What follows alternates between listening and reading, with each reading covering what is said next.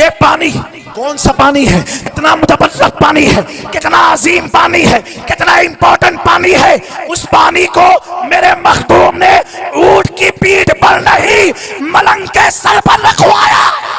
इसलिए कि जो बरकतें, जो फजीलतें कछोछा के तालाब के पानी में है वो जमजम में भी नहीं है। कछोछा के तालाब के पानी से गुसल करके जमजम को भूल जाओगे। कछोछा के तालाब के पानी को पीकर बीमार इंसान सेहतमंद हो जाता है, तो तुम्हें मक्का जाकर जमजम लाने की क्या जरूरत है?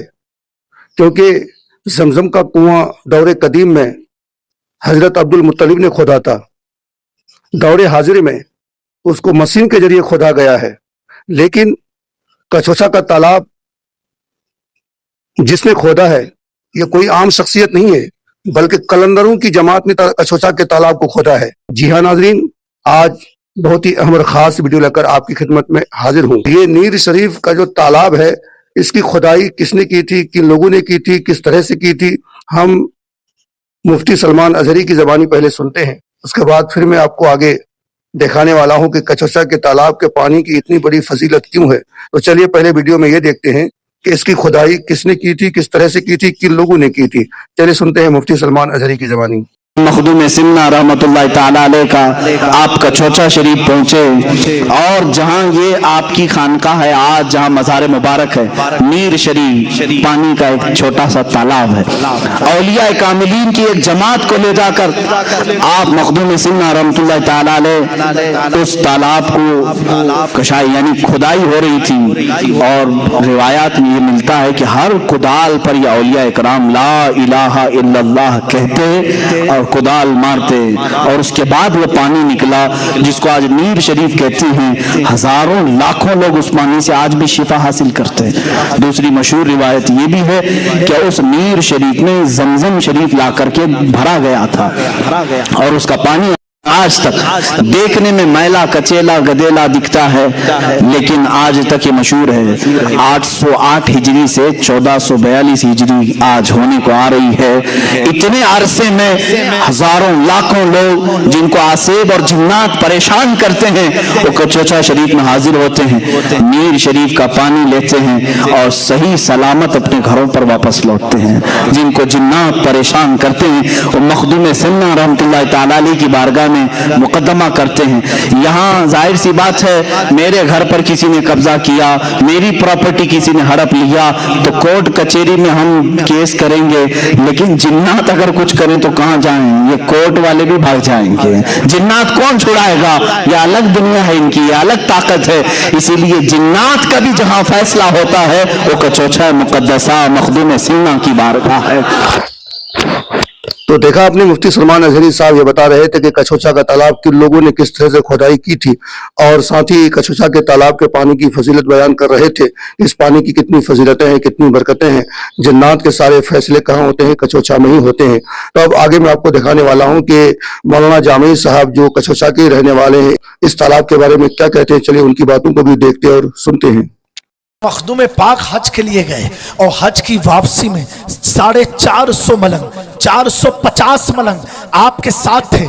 आपने 450 मलंग को मशकीज़ा दिया, उसमें पानी भरा। हर मलंग ने अपने सर पर मशकीज़े को रखा, जमजम के पानी को भरा और लेने के बाद मखदूम पाक के साथ 450 मलंग, 450 मशकीज़ा। मशकीज़ा जानते हैं, अजमेर शरीफ में जब आप जाएंगे तो कुछ लोग देखना थैले में पानी लेकर के खड़े रहते हैं, कहते हैं पानी गिरा दो इसमें, उसी को मशकीज़ा कहा जाता है।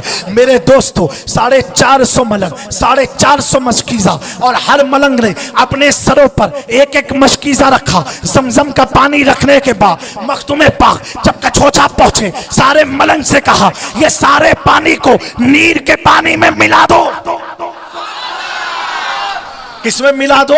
नीर के पानी में मिला दो। सारे मलंगों ने अपने अपने मशकीज़े का पानी नीर के पानी में मिला दिया, नीर के पानी में मिला दिया। अब दोस्तों मैं बताना चाहता हूँ, एक तो जमजम का पानी जो नबी के कदमों से निकला हो, उसका मकाम कितना बुलंद कि सारा पानी बैठ के पियो, जमजम का पानी खड़े होकर के पियो।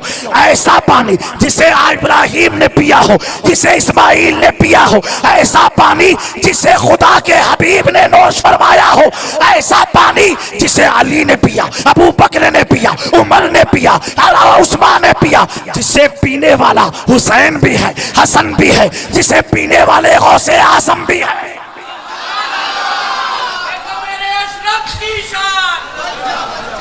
ये पानी कौन सा पानी है? जमजम का पानी। कितना मुतबर्रक पानी है, कितना अजीम पानी है, कितना इंपॉर्टेंट पानी है। उस पानी को मेरे मखदूम ने ऊंट की पीठ पर नहीं, मलंग के सर पर रखवाया। किस पर रखवाया? मलंग के सर पर। और उनकी टोपी का आलम क्या है? अगर आपके सर पर रख दे तो अर्श इलाही देख लो। और ला करके उसमें डलवाया। डलवाने के बाद हुजूर मखदूम पाक ने सारे मलंग को जमा किया और करने के बाद आपने इरशाद फरमाया, अब मैं ऐसा चाहता हूँ कि मेरी भी रुखसत का वक्त करीब है। अब तुम लोग बड़े जलाली होते हो, अगर किसी ने तुम्हें छेड़ दिया तो तुम बद्दुआ देते हो और आदमी तुरंत तबाह और बर्बाद हो जाता है। अगर कोई शख्स मलंग को सताता है ना तो सूफिया फरमाते हैं उसकी बद्दुआ से इंसान की तुरंत मौत वाक़ हो जाती है, तुरंत हलाक हो जाता है, क्योंकि वो जो कुछ भी बोलता है खुदा के बोलने से बोलता है। और वो खुदा कितने करीब रहता है कि जुबान तो उसकी होती है, कलाम खुदा का। मेरे मखदूम पाक हम गुलामों को देखते हुए आप फरमाते हैं, ऐ मलंगो मैं ऐसा चाहता हूँ, तुमने ड्यूटी तो पूरी कर दी है, चलो मैं तुम्हें उस सूबे का सुल्तान बना देता हूँ, तुमको उस इलाके का सुल्तान बना देता हूँ, तुम्हें उस शहर का सुल्तान बना देता हूँ, क्योंकि ये मेरी बारगाह है। हम फ़कीर लोग हैं, सूफ़ी लोग हैं, अब मखलूक़े खुदा झूम झूम करके आएगी। अगर किसी ने तुम्हारी तुरबत पर भूल से कदम रख दिया या रोन दिया तो मालूम क्या पड़ेगा, उसके कदम हलाक हो जाएंगे, वो तबाह बर्बाद हो जाएगा। इसलिए मैं चाहता हूं तुम्हें अलग अलग इलाके की सल्तनत अता कर दूं, सल्तनत अता कर दूं। मेरे दोस्तों, उन मलंगों ने जब इस जुमले को सुना ना, सुनने के बाद क्या अर्ज करते हैं, कहते हैं हुजूर सुनिए सुनिए, हमें सल्तनत नहीं चाहिए, हमें बादशाहत नहीं चाहिए, हमें इलाका नहीं चाहिए। हुजूर हमें रूहाबाद के बाहर मत करना, हम आपकी चौखट पर रहेंगे। मेरे मखदूम फरमाते हैं, लेकिन अगर लोगों की भीड़ ने तुम्हारी कब्र को रोक दिया तो तुम जिम्मेदार। कहा हुजूर सुनिए, हम सबका फैसला ये है, आपके आने वाले मेहमान अगर हमारी कब्र पर चढ़ जाएंगे तो उनका चढ़ना होगा, हम अपनी किस्मत की मेराज समझ लें। नारे तकबीर, नारे रिसालत, नारा हैदरी, उर्से मखदूम अशरफ, जश्ने मखदूम पाक। तुम मलंगों ने फैसला किया, हम ये नहीं देखेंगे रखने वाला कदम कौन है, कितना गुनहगार है, सियाकार है। हम उस वक्त ये देखेंगे जिसने कदम रखा है वो अशरफ का मेहमान है। 450 मलंग की मजार उसी इहाते मखदूम समनानी में वाक़ई है। अब अंदाजा लगाओ, जिनके गुलामों के कदम के लिए मलंग कहे हमारे सीने पे रख दो, तो वो अशरफ के कदम का आलम क्या है। तो नाजरीन, अब मैं आगे वीडियो में आपको दिखाने वाला हूं कि कछोछा जो लोग जाते हैं तो उस तालाब में नहाने के लिए कितनी फीस अदा करनी पड़ती है, क्या क्या शराइत, क्या क्या नियम है। वीडियो को आगे हम देखते हैं। आप देख रहे हैं और ये तमाम ज़ायरीन हैं, तमाम जो आसिफ के मरीज़ हैं, जादू टोने के पीड़ित हैं, बेचारे परेशान हैं, जिन्नात से शैतानी असरात जिन पर हैं, वो तमाम दुनिया भर के अलग अलग हिस्सों से आए हुए लोग, ख़ास तौर से हिंदुस्तान के अलग अलग कोनों से आए हुए परेशान हाल लोग यहाँ पर मौजूद हैं। और ये सिलसिला लंबे ज़माने से यहाँ पर जारी है। हज़रत मखदूम पाक की बारगाह में जो जादू से पीड़ित होते हैं, आसिफ के मरीज़ होते हैं, जो जिन्नात से परेशान होते हैं, उन तमाम बीमारों का इलाज होता है। वो लोग जो अपनी बीमारियों का इलाज करते करते थक गए हैं और जल्दी जिनकी बीमारियों का इलाज नहीं होता या जिनकी बीमारियां किसी भी टेक्नोलॉजी में स्कैन नहीं होती, हज़रत मखदूम पाक के आस्थाने पर उन तमाम बीमारों का इलाज होता है। बहुत सारे लोग ऐसे होते हैं, नूर आलम साहब हमारे साथ में हैं और नूर आलम साहब हमारे जो हैं वो खादिम हैं दरगाह कछोचा शरीफ के। तो बहुत सारे लोग ऐसे हैं जो आते हैं दरगाह में, तो कुछ लोग तो बहुत जल्दी सही हो जाते हैं, लेकिन कुछ लोगों को बड़ा वक्त लगता है सही होने में। तो उसकी क्या वजह है हम जानेंगे नूर आलम साहब से। नूर आलम भाई, अक्सर लोगों को देखा जाता है कि कुछ लोग तो बहुत जल्दी सही हो जाते हैं और कुछ लोगों को बड़ा वक्त लगता है, तो वजह उसकी क्या रहती है? अस्सलाम वालेकुम वरहमतुल्लाहि वबरकातुहू। मैं हज़रत मखदूम अशरफ जहांगीर सिमनानी रहमतुल्लाह अलैह का खादिम हूँ। जो मरीज़ जल्दी शिफा मिल जाता है वो चिल्ले का जो सही तरीका है उसको वो फॉलो करते हैं। और जैसे मान लीजिए आप एग्जांपल के तौर पे कोई डॉक्टर के या हकीम से आप समझ रहे हैं, उसके बताए हुए रास्ते पे नहीं चल रहे हैं तो फिर आपको दिक्कत आएगी। तो बेहतर ये है कि आप जो हकीम या डॉक्टर या खादिम जो भी आपको राय मशवरा दे उस पर आप अमल करिए। और चिल्ले का जो भी गलत इस्तेमाल हुआ तो वो मरीज़ थोड़ा सा वक्त लगता है ठीक होने में, क्योंकि उसको न तब बैठने का तरीका है, न नींद शरीफ में गुस्ल करने का तरीका है, अदालत कितने वक्त की होती है, किस टाइम बैठना है, क्या पढ़ना है, ये सब तरीका अगर वो नहीं जानेगा तो फिर उसमें थोड़ा सा दिक्कत आएगी।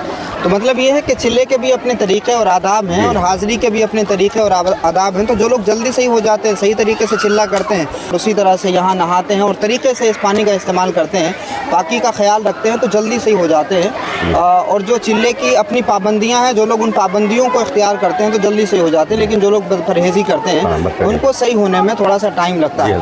तो जो लोग भी हाज़िरी के लिए आते हैं, मरीज़ हैं, परेशान हैं, जो लोग चिल्लों के लिए आते हैं, तो आपकी तरफ से उन लोगों के लिए क्या सहायता रहती है? देखिए, बहुत से ज़ायरीन हजरात खादिम से अगर वो खिदमत लेना चाहते हैं तो उनको बताया जाता है कि जो तरीका है, किस तरीके से आपको चिल्ले में बैठना है, क्या पढ़ना है, किस तरीके से नहाना है। और जो नहीं करना चाहते वो अपनी मर्ज़ी से बैठते हैं। तो बेहतर तो ये है कि मखदूम पाक के बारगाह में आप आएँ, खादिम को खिदमत के लिए लीजिए और वो तौर तरीका बताएगा, इससे इंशाल्लाह आपको जल्द से जल्द शिफा मिले जरूरत पड़ेगी। अच्छा, चिल्ला कितने दिन का होता है? ज़्यादा से सबसे छोटा चिल्ला हजरत 3 दिन का है और सबसे बड़ा चिल्ला 40 दिन का। ठीक है। अगर कोई 40 दिन यहाँ पे चिल्ला कर ले तो चाहे कैसी भी बीमारी लेकर इंशाल्लाह मखदूम पाक की बारगाह से अगर 40 दिन का वो चिल्ला कर ले और चिल्ला करके वो रुके ना, अपने वतन जाए, इंशाल्लाह जो भी सरकार की दुआ है, जो अल्लाह ताला उसको शिफा देना है वो घर पे ही दे देगा। सही सही। तो यहाँ पे बहुत सारे लोग ऐसे भी हैं नूर आलम भाई जो लंबे ज़माने से यहीं रह रहे हैं, मिसगाइड है। हाँ, तो वो इस वजह से अभी जिस तरह से नूर आलम भाई ने बताया कि तरीके से अगर चिल्ला नहीं करते हैं तो सालों साल यहीं पर रहते हैं। जिस तरह से डॉक्टर के कंसर्न पे अगर मरीज़ ध्यान नहीं देगा, बदपरहेज़ी करेगा और तरीके से दवाइयाँ नहीं खाएगा तो वो सालों साल ज़िंदगी भर सही नहीं होगा। बिल्कुल उसी तरह से यहाँ चिल्ले के अपने आदाब और तरीके हैं। तो अगर उस तरीके से आप चिल्ला नहीं करेंगे और यहाँ चिल्लों की पाबंदियों का ख्याल नहीं रखेंगे तो लंबा वक्त भी गुजार लेंगे और फिर भी आपको कोई फ़ायदा नहीं होगा। तो इसलिए अगर आप मरीज़ हैं, यहाँ किचौजा शरीफ आए हैं या आने वाले हैं, तो ये बात का ख़ास ख्याल रखें कि यहाँ रहनुमाई ले लें, चिल्ला कैसे करना है, चिल्ले की पाबंदियाँ क्या क्या हैं, किस वक्त में हमें हाज़िरी देना है, अदालत का टाइम क्या है। तो जब आप ये सारी चीज़ें समझ करके यहाँ पर चिल्ला करेंगे तो बहुत जल्दी इंशाल्लाह आपको शिफा मिलेगी। 40 दिन अगर आपने यहाँ पर गुजार लिए तो आपको अल्लाह रब्बुल इज़्ज़त यकीनन शिफा अता फरमा देगा। ये एक पूरा कोर्स है। अगर आप ये 40 दिन का कोर्स करते हैं, चाहे जितना भी ख़तरनाक मर्ज़ हो आसिफ का, तो वो कोई भी मर्ज़ हो तो उन तमाम मर्ज़ों में शिफा मिल जाती है। मेरा रिकमेंडेशन ये है कि जब भी आप यहाँ आएँ तो हमारे नूर आलम साहब जो है वो आप इनसे आकर के यहाँ रब्ता कर सकते हैं। मैं इनका डिस्क्रिप्शन में नंबर दे दूँगा इंशाल्लाह। तो बहुत सारे लोग मुझसे पूछते हैं, बात करते हैं कि कोई खादिम साहब अगर हैं किचौजा शरीफ में तो नंबर दीजिए। तो अगर आपको किचौजा शरीफ आना है और किसी खादिम साहब से रहनुमाई लेनी है तो मैं नूर आलम साहब का नंबर डिस्क्रिप्शन में दे दूंगा। आप नंबर लेकर के इनसे बात कर सकते हैं और किचौजा शरीफ जब भी आए तो इनसे रहनुमाई लें। और रहनुमाई का एक मैं आपको बता दूं हजरत, रहनुमाई का हम लोग कोई उजरत नहीं लेते। उजरत नहीं है, फी सबीलिल्लाह। ये बड़ी खास बात है कि यहाँ जो भी है रहनुमाई करेंगे। ये है कि रूम वगैरह तो उनको देना रहता है, लेकिन अपनी खिदमत का हम कोई पैसा नहीं। तो ये बड़ी खास बात है कि यहाँ इतने मरीज आते हैं हिंदुस्तान भर से, किसी भी मरीज से कोई पैसा नहीं लिया जाता, ना आधार कार्ड पूछा जाता है, ना पैन कार्ड पूछा जाता है। ये जिंदा करामत हजरत मखदूम पाक की है और ये खूबसूरत नीर शरीफ है। यहाँ तमाम मरीज़ हैं, हर मज़हब के लोग, परेशान हाल लोग हैं। ये नूर आलम साहब कह रहे हैं कि यहाँ जितने भी लोग आते हैं अगर वो इनसे रहनुमाई लेना चाहें तो ये इनकी तरफ से अपना कोई लगा मदा कोई पैसा नहीं है और ये उजरत किसी से नहीं लेते हैं। ये अलग बात है कि कोई खुशी से अगर नजराना देना चाहे तो वो कबूल कर लिया जाता है, लेकिन इनकी तरफ से कोई डिमांड किसी तरह की नहीं है। तो आप घबराएं नहीं, परेशान ना हो। अगर आप किसी भी बीमारी से जूझ रहे हैं, किचौजा शरीफ आना चाहते हैं, नूर आलम साहब से रब्ता करें। इंशाल्लाह आपका चिल्ला भी बेहतर होगा, रहनुमाई अच्छी होगी तो इंशाल्लाह जल्दी आपको शिफा मिलेगी। रोते हुए आप आएंगे, मुस्कुराते हुए घर वापस। तो नाज़रीन, वीडियो मुकम्मल करने से पहले मैं खुलासा करना चाहूंगा कि दुनिया के तमाम पानियों में से सबसे अफजल पानी आबे ज़मज़म ही है। रही बात शफा की, तो कहीं कहीं आपने देखा होगा बड़े बड़े डॉक्टर अगर किसी की इलाज नहीं कर पाते तो छोटे डॉक्टर से 100 रुपए की दवाई खा करके वो सेहतयाब हो जाते हैं। तो ठीक ऐसे ही जमजम का पानी पीकर अगर किसी की बीमारी खत्म नहीं होती है तो इसका मतलब ये नहीं कि जमजम के पानी की फजीलत कम है। और अगर कोई कचौचा का पानी पी लेता है और वहां जाकर गुस्ल कर लेता है, वो ठीक हो जाता है, तो ये बिल्कुल ना कहे कि जमजम के पानी से ये पानी अफजल है। अफजल तो बहरहाल जमजम का ही पानी है। वीडियो कैसी लगी बताइएगा जरूर कमेंट करके, और अगर अच्छी लगी है तो लाइक कर दीजिए और लोगों तक शेयर कर दीजिए। और इसमें जितने मौलाना ने बातें की है, तमाम मौलाना में से किसकी बात आपको सही लगी, किसकी गलत लगी, है भी कमेंट करके बताइए। दीजिए अपने दोस्त मौलाना एहसान को इजाजत। अस्सलाम वालेकुम।